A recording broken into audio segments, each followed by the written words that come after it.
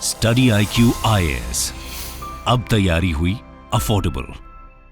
Optional तो कई सारे हैं पर कोई एंथ्रोपोलॉजी नहीं। ये बेसिकली फ्रेज मैंने चुराया हुआ है, किसी से लिया हुआ है। मनोज बाजपेयी जो देश के एक आला कलाकार हैं, बहुत आला दर्जे की एक्टिंग करते हैं, अप्रिशिएशन मिलता है उनको शूल से लेकर के उनकी फैमिली मैन तक के जितने भी उनके वर्क रहे हैं।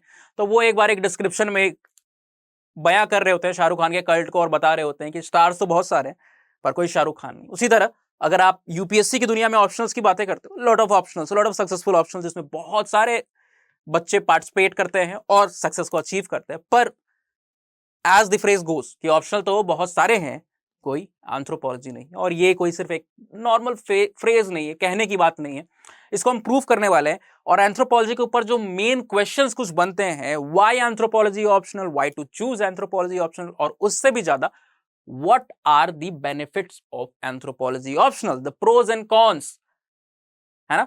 उसके ऊपर काफी सारी बातें होती है और आपको कोई गाइड करने के लिए नहीं है, पूरी तरीके से बताने के लिए नहीं है इसके हर एक एस्पेक्ट के बारे में। तो हमने सोचा कि आपकी इसी क्वेरी को, इसी क्वेश्चन को कि is anthropology a good optional, what are the pros, what are the backdrop, who should choose anthropology, इसको हम यहां पे आज केटर करते हैं और आपके लिए एक स्पेशल वीडियो लेके आते हैं जिसमें हम इन सारे एस्पेक्ट को 360 डिग्री के एनालिसिस के साथ कवर करेंगे। क्योंकि एंथ्रोपोलॉजी भी कहता है it is the holistic study of Mankind. Holistic जब आप बात करते हो यानी किसी भी चीज को होल एज अ फिनोमेना पढ़ना, समझना, जानना 360 अप्रोच के साथ, तो हम भी कोशिश करेंगे कि आप इन्हीं सारी चीजों के बेसिस पे ये जान पाओ कि एंथ्रोपोलॉजी के क्या बेनिफिट है, किसे ये लेना चाहिए, किसके लिए बहुत अच्छा सब्जेक्ट है, क्या इसमें मेजर चीजों को आपको ध्यान में रखना है जब आप ऑप्शनल चुन रहे हो। तो वो सारी चीज का हम यहाँ पे कवरेज करने वाले हैं। So let's start the series where we are going to discuss 3 questions. Why to choose anthropology optional? Who should choose anthropology optional? And is anthropology really a good optional? And if yes, what are the benefits of choosing it as an optional? तो सबसे पहले जब भी हम बात करते हैं कि एक अच्छा ऑप्शनल क्या है, अच्छा ऑप्शनल कितना इंपॉर्टेंट है, आई डोंट थिंक कि ये आपको बताने की जरूरत है, इतना तो आप सबको पता होगा। आई होप जब भी आप इस जर्नी में, सिविल सर्विसेज की जर्नी में आते हो, तो आपको यह पता है कि 1750 का आपको टोटल मेंस देना है, ठीक है। और इस 1750 में आपके GS1, GS2, GS3, बहुत सारे papers. Even if you are talking about GS1, सिर्फ GS1 को अगर आप उठा के देख लेते हो तो 250 नंबर का पेपर है, 250 मार्क्स। एंड 250 मार्क्स में आपको क्या कुछ पढ़ना है, you have to study geography. Geography में भी कई सारी चीजें पढ़नी है, अपने आप में बहुत बड़ा एक सब्जेक्ट है। जियोग्राफी के बाद आपको हिस्ट्री देखनी है। हिस्ट्री खुद इतने सारे डिफरिंग सेक्शंस में बटा हुआ है। वर्ल्ड हिस्ट्री एक तरफ, AIH ancient Indian history archaeology वाला पार्ट एक तरफ, मेडिवल जो है आपका वो दूसरा पार्ट बनता है, और मॉडर्न हिस्ट्री जो होती है वो अलग से आपको देखनी पड़ती है। तो हिस्ट्री अपने आप में इतनी ब्रॉड, जियोग्राफी अपने आप में इतनी ब्रॉड, उसके ऊपर से इंडियन सोसाइटी का पोर्शन भी आ जाता है। तो ये इतने सारे चीजों के पढ़ने का मकसद क्या होता है कि आप इस 250 में से ज्यादा मार्क्स को सिक्योर कर सको, है ना। दूसरी तरफ आप दूसरे भी सब्जेक्ट्स को देखते हो, दूसरे भी जीएस पेपर को देखते हो, तो lot of things are included there. पर इस 1750 में जो एक सोल डिसाइडिंग फैक्टर होता है, बहुत बड़ा फैक्टर होता है, एस्टिमेटेड हम इसीलिए 30% बोलते हैं उसका कवरेज, ऑल्दो 28% आप अगर कैलकुलेट करते हो तो उसका कवरेज देखने को मिलता है। फिर भी अगर आप 28 भी मान के चलो तो इसमें से अकेला 1750 में से 28% आपका कौन लेने वाला है, 500 मार्क्स का ऑप्शनल्स। सो ऑप्शनल्स की क्या इंपॉर्टेंस है, और सिर्फ एक सिंगल सब्जेक्ट, है ना। तो इसकी क्या इंपॉर्टेंस है, आप ये इस एक स्टैट्स के साथ इस चीज को एनालॉजी आप ड्रॉ कर सकते हो, रिलेट कर सकते हो कि क्यों ऑप्शनल का चुनाव सबसे ज्यादा जरूरी फैक्टर होता है जब भी आप इस यूपीएससी की जर्नी में आ रहे हो। कई सारे आपको इतिहास में जाते हो, इतिहास मतलब मैं 500 साल 1000 साल पुराने नहीं कह रहा हूं, अगर आप यूपीएससी के जर्नी का इतिहास देखते हो, कई सारे लोगों के सक्सेस और फेलियर्स को पढ़ते हो, तो आपको पता चलेगा कि ये कितना ज्यादा हमेशा से इंपॉर्टेंट रहा है कि आप एक सही ऑप्शनल को चूज कर दो, है ना। आपकी सक्सेस, आपका फेलियर्स में बहुत बड़ी भूमिका होने वाली है आपके ऑप्शनल सब्जेक्ट की। क्या वो ऑप्शनल सब्जेक्ट आपके लिए बना है, नहीं बना है, क्या चीजों को उसमें ध्यान देना है, किस तरीके से उसका चुनाव करना है, all these things are very crucial before starting the preparation. कई बार लोग 3-3, 4-4 अटेम्प्ट देने के बाद अपने ऑप्शनल को स्विच करते हैं 4th अटेम्प्ट में, 5th अटेम्प्ट में, एंड दे गेट सक्सीडेड। तो उन्हें बाद में रियलाइज होता है कि 3-4 साल जो पूरी गलतियां हो रही थी वो कहां पे हो रही थी, वो ऑप्शनल के स्टेप पे हो रही थी। तो इसीलिए अगर आप पहले डे से अपने दिमाग में बना के रखो, कुछ एक ब्रॉडर आउटलाइन है जिसके बेसिस पे कहा जाता है कि आपको ऑप्शनल चुनाव का ध्यान रखना चाहिए। कोई भी अगर आपसे कहे कि कोई सिंगल फैक्टर हो सकता है ऑप्शनल के चुनाव का, तो आई थिंक या तो वो आपको एक गलत डायरेक्शन में गाइड कर रहा है और या तो वो खुद किसी गलत फहमी का शिकार है ना। तो बहुत सारे फैक्टर जो कहे जाते हैं कि ऑप्शनल के चुनाव में इंपॉर्टेंट होते हैं, उसमें से सबसे पहला जो होता है दैट इज क्या वो सब्जेक्ट ओवरलैप कर रहा है जीएस के पेपर के साथ, और ओवरलैपिंग का कितना ज्यादा रोल होता है या कितना आपको कंसीडरेशन देना चाहिए। ऑफ कोर्स ओवरलैपिंग जो होती है उसको भी अगर आप देखोगे तो कई सारे ऑप्शनल जो है वो टॉपिक वाइज चीजों को, हम इवन एंथ्रोपोलॉजी में there is a big myth कि anthropology does not overlap with GS, पर मैं यहां पे दिखाऊंगा और कई सारे टॉपिक्स को बताऊंगा, और ऐसे ही कोई भी ऑप्शनल बता सकता है, मल्टीपल टॉपिक्स को गिना सकता है जो ओवरलैप होते हैं। तो ओवरलैपिंग किस डिग्री तक है, सिर्फ टॉपिक का मेल खाने से, सेम वर्ड आ जाने से ओवरलैपिंग हो जाए तो आप क्या उसको ओवरलैपिंग मानोगे? कितनी डेप्थ को आप कहोगे कि या this is the true nature, ये एक असली ओवरलैपिंग की बात हो रही है, इससे मुझे हेल्प मिलने वाली। तो क्या वो आपका सोल क्राइटेरिया होने वाला है? बिल्कुल नहीं। सिर्फ ओवरलैपिंग से अगर काम चलता तो कई सारे सब्जेक्ट जिनकी ओवरलैपिंग बहुत ज्यादा है, पूरा का पूरा जीएस पेपर कवर कर ले रही है, उनका सक्सेस रेट आपको 8% के नीचे, अराउंड 6 to 7% देखने को नहीं मिल रहा होता है ना। But truth is always it is on a harsh side, है ना। नेक्स्ट अगर आप बात करते हो इंटरेस्ट लेवल, हर एक इंसान की एक पर्सनैलिटी है, हर एक इंसान का कुछ रुझान है। कुछ लोग होते हैं वो बहुत क्रिएटिव होते हैं, आर्टिस्टिक होते हैं, उनको आर्ट वाली चीजें पता है। कुछ लोग को बहुत ज्यादा स्टैट्स वाली चीजें, नंबर, न्यूमरोलॉजी पसंद है। कुछ लोग को बहुत ज्यादा फन, ह्यूमर, ये सारी चीजें पसंद। कुछ लोग को हिस्ट्री पढ़ना पसंद, कुछ लोग को रिलीजन पढ़ना पसंद है, कुछ लोग को अलग अलग चीजों के बारे में, नई चीजों को जानने के बारे में इंटरेस्ट होता है ना। तो बहुत सारे इंडिविजुअल्स हैं और इंडिविजुअल जो है उनका इंटरेस्ट लेवल, किस चीज में इंटरेस्ट आ रहा है, वो भी डिफर करता है। तो इंटरेस्ट एक इंपॉर्टेंट क्राइटेरिया हो जाता है जब भी आप किसी भी सब्जेक्ट को डिसाइड करो, है ना। और इसको जानने का सबसे बेसिक जो प्रिलिमिनरी टूल है, ऑल्दो ये काफी बार आपको रीटेस्ट करना होता है, पर सबसे बेसिक जो टूल होता है वो आपका होता है यूपीएससी का उस पर्टिकुलर ऑप्शनल का सिलेबस। सिलेबस को उठाइए, इतनी बार देखिए, इतना डीपली एनालाइज कीजिए। We will bring a video on that also. Syllabus को 360 एनालाइज करने का भी वीडियो लाएंगे एंथ्रोपोलॉजी के पर्सपेक्टिव में। पर आप जब चूज कर रहे हो for a general person who has not yet decided his और हर ऑप्शनल, उसको क्या करना है कि सिलेबस को देखना है, चीजों को पढ़ना है।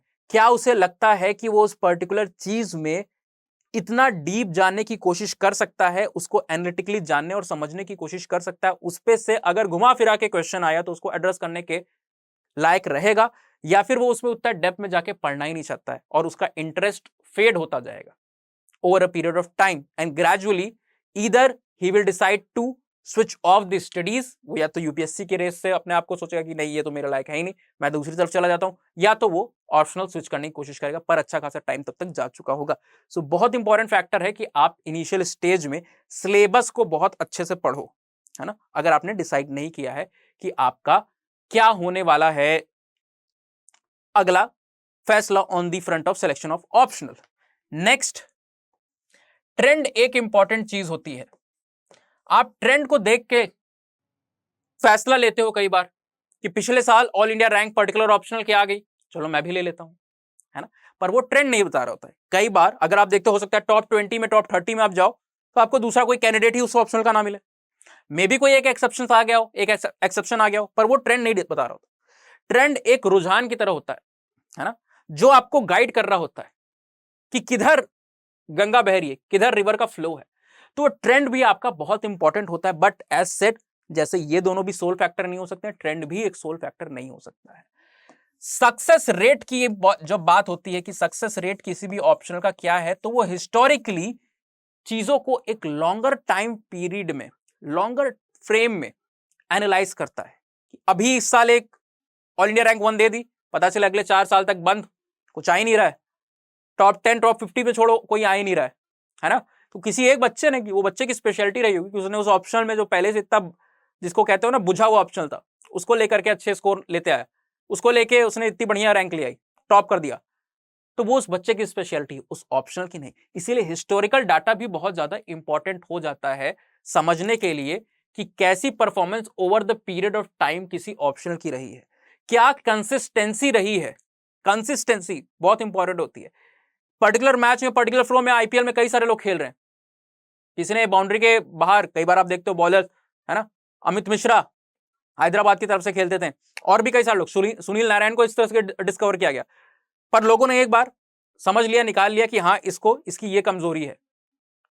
स्टार्टिंग में आकर के छक्के चौके मार के 15 16 17 18 बॉल में 50 रन मार के वो निकल जा रहे थे, पर वो कंसिस्टेंसी नहीं दिखा रहा, है ना। तो कंसिस्टेंसी, क्रिकेट में बहुत सारे लोग आते हैं, पर हर कोई सचिन तेंदुलकर नहीं बनता। जैसे अभी हमने बॉलीवुड का भी एग्जांपल दिया हुआ था कि बहुत सारे आउटसाइडर आते हैं, बहुत सारे लोग आते हैं, पर कोई शाहरुख खान के लेवल तक वहां पे नहीं पहुंच रहा। इसीलिए ऑप्शनल भी कई सारे आएंगे जाएंगे, किसी साल किसी के ऑल इंडिया रैंक 1, किसी की दूसरे साल दूसरे के ऑल इंडिया रैंक 1।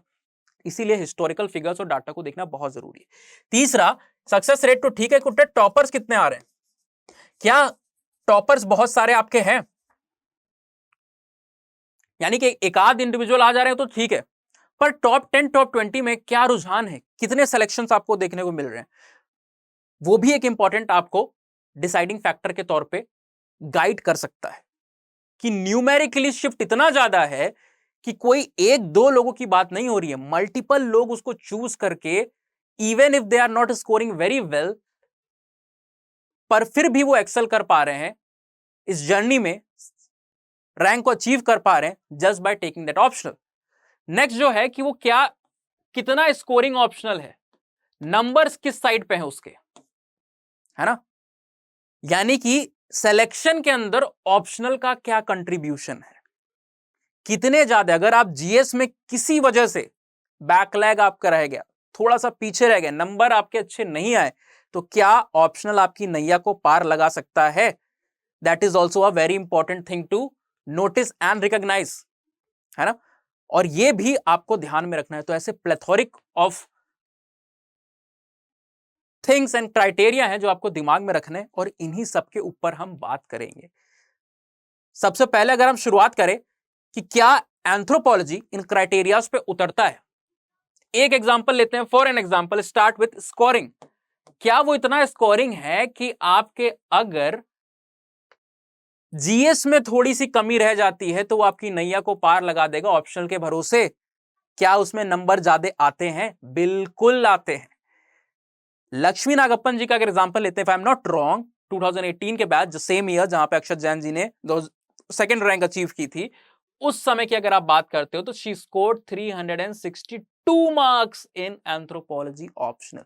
बहुत हाई फिगर है ये, ठीक है। कई सारे ऑप्शनल जिसको आप ओवरलैपिंग कहते हो, बहुत ओवरलैपिंग, पूरा जीएस पेपर के साथ ओवरलैप कर रहे हैं, उनके सब्जेक्ट्स में आपको देखने को मिलता है only toppers are able to break 300 boundary. तो 300 नंबर की बाउंड्री उसको सिर्फ टॉपर ब्रेक कर पा रहे। बाकी वहां पे 275 बहुत बढ़िया स्कोर माना जाता है, 275 आगे बहुत बड़ी बात है। पर एंथ्रोपोलॉजी में हम ऐसा नहीं कहते हैं, हम कहते हैं कि इवन यहां पे एवरेज टू अबव एवरेज जो बच्चे हैं वो भी 300 को आसानी से discipline approach, right guidance, right sources material के साथ, थोड़ी सी प्रैक्टिस के साथ, थोड़ी सी डेडिकेशन के साथ बहुत आसानी से 300 नंबर के जो दीवार है उसको तोड़ के आगे बढ़ सकते हैं, ठीक है। और यहां तो 300 की भी नहीं, 362 की आपको देखने को मिल रहा है स्कोर वहां पे मिला। कई सारे साइंस के जो प्योर साइंस के सब्जेक्ट होता है, एंथ्रोपोलॉजी को कहा जाता है साइंटिफिक इन नेचर है, क्योंकि एक पर्टिकुलर पोर्शन है जो कि physical anthropology, that is like 1/5 syllabus का आपको देखने को मिलता है, और वहां पे आपको नेचर साइंटिफिक थोड़ा देखने को मिलता है, खासकर बायोलॉजिकल देखने को मिलता है। तो उसके बेसिस पे कई लोग कहते हैं कि एंथ्रोपोलॉजी सिर्फ साइंस को लेना चाहिए। अभी हम डिस्कस भी करेंगे as one of the myth about anthropology, ठीक है। तो यहां पे आपको देखने को मिल रहा है कि प्योर साइंस सब्जेक्ट ना होते हुए भी, नंबर्स नहीं है, फिजिक्स केमिस्ट्री नहीं है, डेरिवेशंस नहीं है, न्यूमेरिकल्स नहीं है, मैथ्स नहीं है, ये फिर भी आपको इतने ज्यादा नंबर, 500 में 362, आप सोच सकते हो कितना बड़ा नंबर है ऑप्शनल में। तो जीएस की इनकी आप देख रहे हो कि जीएस में अगर नंबर कम भी रह गए तो भी she was able to achieve a rank, secure a good rank just because anthropology optional में उन्होंने इतना ज्यादा स्कोर कर लिया। और ये कोई एक्सेप्शनल एक केस की बात नहीं है। There are candidates, multiple candidates who have scored 350 plus, lot of candidates, मतलब लाइन लग जाएगी 325 के ऊपर जिन्होंने लाया। Even for that matter Akshat Jain ji जो सेकंड रैंक लाए थे 2018 में, उनके भी 335 if I am not wrong 335 marks थे, है ना। तो ये 325 के ऊपर का आंकड़ा बहुत ही ज्यादा आपको आसानी से अचीवेबल होता है एंथ्रोपोलॉजी में। इस तरीके का सिलेबस, उसके रीजंस को भी हम किसी दिन देखेंगे, उसके ऊपर बात करेंगे। टॉपर्स की अगर आप बात करते हो, सेकंड क्वेश्चन कि क्या टॉपर्स एंथ्रोपोलॉजिस्ट के पास हैं, अभी हमने वीडियो के शुरुआत में यहां पे जिक्र कर लिया।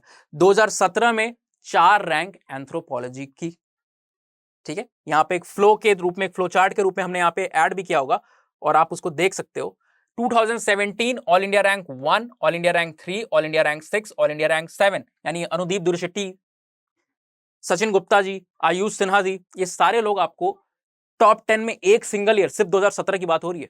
एंड अगेन 2018 में आपको Akshay Jain all India rank 2, है ना। 17 में ऑल इंडिया रैंक 1, 3 एंथ्रो की, एंड अगले साल एंथ्रो की रैंक 2। 2020 की अगर आप बात करते हो तो यहाँ पे ऑल इंडिया रैंक 2 देखिए आपने अक्षय जैन जी की, और 2020 की बात करते हो तो अगेन ऑल इंडिया रैंक 1। ये थोड़ा सा पुराना है, ऑफ कोर्स ये 2 महीने पहले की पीपीटी है। इसको अगर हम यहाँ पे लाइव आपके सामने अपडेट करें तो 2022 में ऑल इंडिया रैंक क्या लिख दें, 3, 5, 7, 8, और क्या चाहिए। तो ये लाइव ट्रेजेक्ट्री आपको आते हुए देखने को मिल रही है, जो कि सिलसिला 2016 से चालू है और चलता रहेगा एटलीस्ट फॉर अ डेकेड, अभी भी ये कंटिन्यू रहने वाला है। तो lot of toppers are emerging choosing this particular optional and from varied background, है ना। हमारी 2 बैचेस चल रही हैं। If I take a stats numerically इसको मैं प्रेजेंट करना चाहूं, बीसीए के बच्चे हैं, bachelor of computer applications, business administration, BBA के बच्चे आपको देखने को मिल रहे हैं। ऑफ कोर्स बीए एमए या की जो बात करते हो, या फिर बीएससी बीए बीएससी की बात करते हो, वो सारे बच्चे आपको देखने को मिल रहे हैं। A lot are from homeopathic medicine background, a lot of students are there from like MBBS background, है ना। आयुर्वेदा से कई सारे लोग हैं, डेंटल से कई सारे स्टूडेंट्स वहां पे एनरोल्ड हैं, इंजीनियरिंग से तो बहुत सारे स्टूडेंट्स आपको एनरोल्ड देखने को मिल रहे हैं।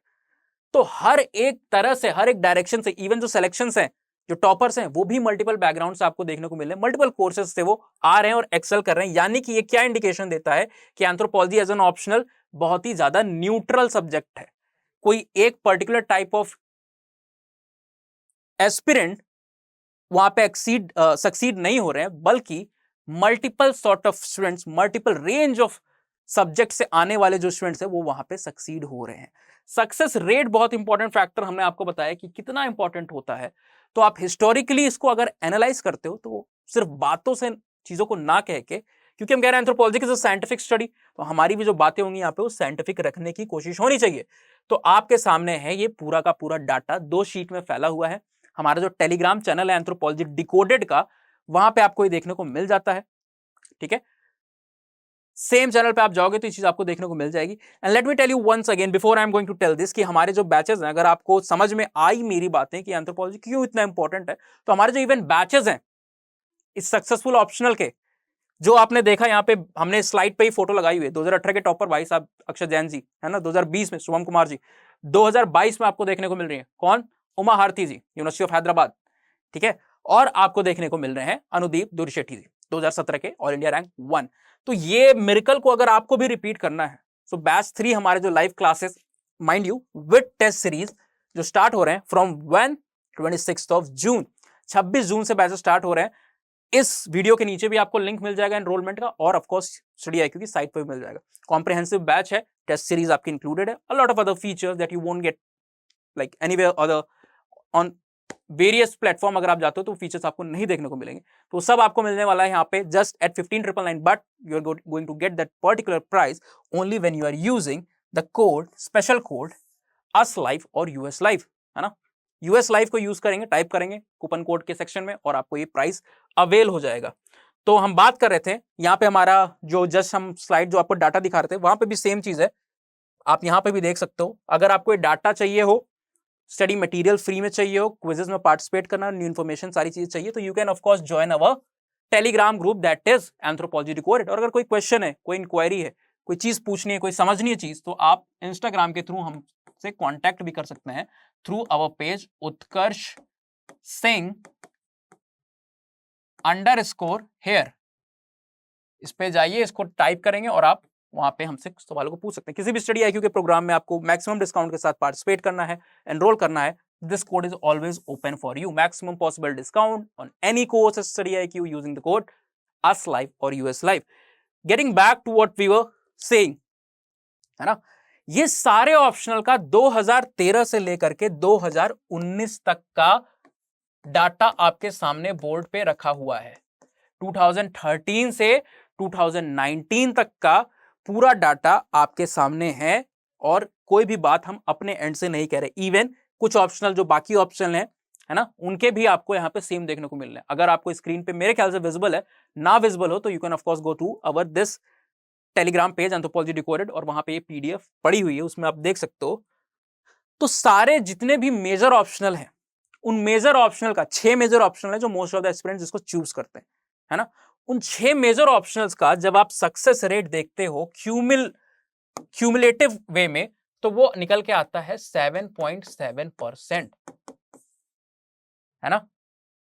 यानी कि कोई है जो 6-6.5% है, कोई है जो 8-8.5% है, एवरेज आ रहा है 7.7% उन 5 ऑप्शनल का मिला करके एवरेज आ रहा है, ठीक है। जबकि एंथ्रोपोलॉजी पैरेलली वहां पे कितना 2013 से 2019 के बीच 10.5% का सक्सेस रेशियो लाया है, एक अकेला ऑप्शनल, है ना। तो कंसिस्टेंसी का आपको पता चलता है, सक्सेस रेट का आपको पता चलता है इतने बड़े डाटा को। और इस डाटा के बारे में एक बहुत अजीब बात या अच्छी बात है, इनफैक्ट अजीब के तौर पे, वो क्या है कि ये डाटा 2013 से 2019 की बात कर रहा है।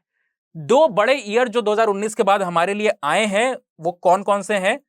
एक तो अभी 2020 की आप बात करते हो तो ऑल इंडिया रैंक 1 एंथ्रो की थी, और भी कई सारे आपको कैंडिडेट सेलेक्टेड होते हुए देखने को मिले, शुभम कुमार जी थे।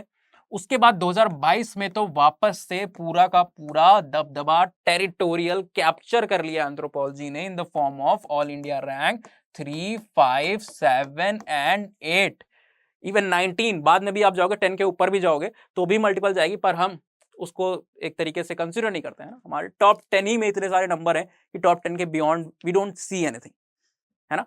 सो ये 2 डाटा अभी इंक्लूडेड नहीं है, इसको अगर आप इंक्लूड कर लोगे तो ये नंबर और भी ज्यादा बेहतर हो जाएगा जो आपका पूरा डाटा शेयर है।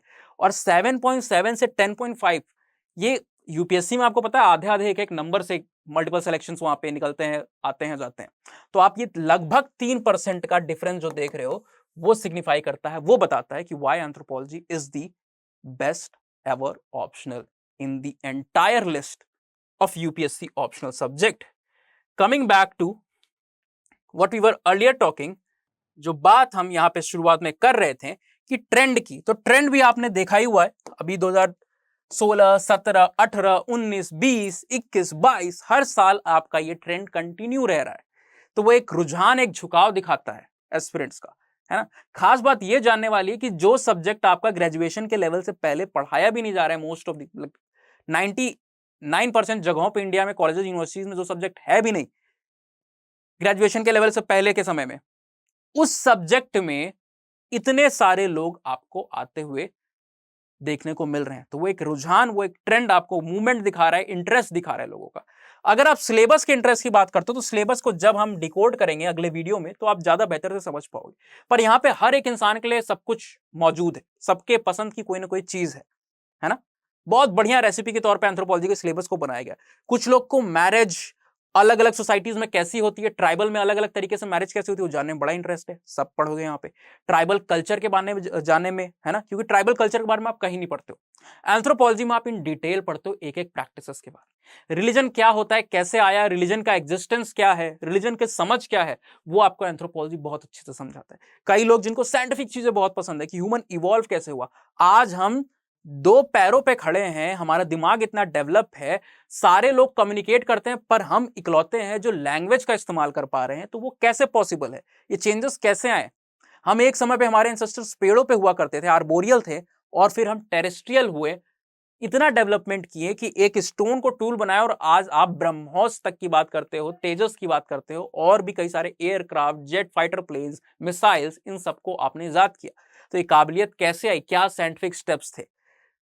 डिफेंस के इक्विपमेंट का जो डिजाइन होता है, कॉकपिट्स होता है, आप देखते हो सर्जिकल स्ट्राइक हो रही है और भी कई सारी चीजें आपको देखने को मिल रहा है, एयर स्ट्राइक्स हो रही है, वहां पे एयरक्राफ्ट्स हैं, कॉकपिट है, उसको डिजाइन करने में एंथ्रोपोलॉजी का क्या योगदान है। क्राइम होते हैं, क्रिमिनल्स को कैसे पकड़ने के लिए एंथ्रोपोलॉजी ऑप्शनल का यूज किया जा रहा है, क्रिमिनल आइडेंटिफिकेशन के लिए कैसे यूज हो रहा है एंथ्रोपोलॉजी का। जो अलग अलग इंडिविजुअल है उनकी फिजिक के बेसिस पे किस तरीके से उनका स्पोर्ट डिसाइड होता है, वो सारी चीजों को आप देख जान और समझ रहे होते हो यूजिंग एंथ्रोपोलॉजी। तो कई सारी चीजें आपके लिए ऑफ कोर्स यहाँ पे मौजूद है, जिसकी वजह से आपका इंटरेस्ट बनेगा। बेहतर तरीके से आप समझोगे जब हम नेक्स्ट वीडियो बना रहे होंगे सिलेबस को डिकोड करने के लिए, ठीक है। ओवरलैप की बात करते हो तो बहुत बड़ा मिसकंसेप्शन है कि ओवरलैप नहीं होता एंथ्रोपोलॉजी ऑप्शन, पर ये भी एक गलतफहमी है। ओवरलैप बहुत सारी जगहों पे होता है। एक एक पेपर का हमने यहाँ पे ट्रेंड दिखाया हुआ है पुराने वीडियोस में भी, और फिर से इसके ऊपर बात करेंगे जब हम सिलेबस को वहां पे डिस्कस कर रहे होंगे, ठीक है। सिलेबस को डिस्कस करते करते हर एक पार्ट किस चीज के साथ, जीएस के साथ ओवरलैप कर रहा है, कहां पे आपकी हेल्प करने वाला है, that will be definitely discussing in the upcoming lecture. So this was all about, is anthropology a good optional?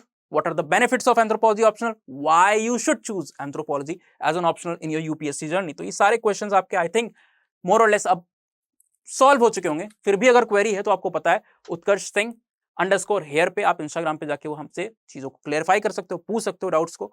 और closing this session with the phrase we have inaugurated or started this session, that is optional तो बहुत सारे हैं पर कोई anthropology नहीं है। See you in the next lecture, decoding syllabus, understanding the syllabus of UPSC anthropology optional. Till then, thank you, have a nice day, signing off. Study IQ IAS, अब तैयारी हुई अफोर्डेबल।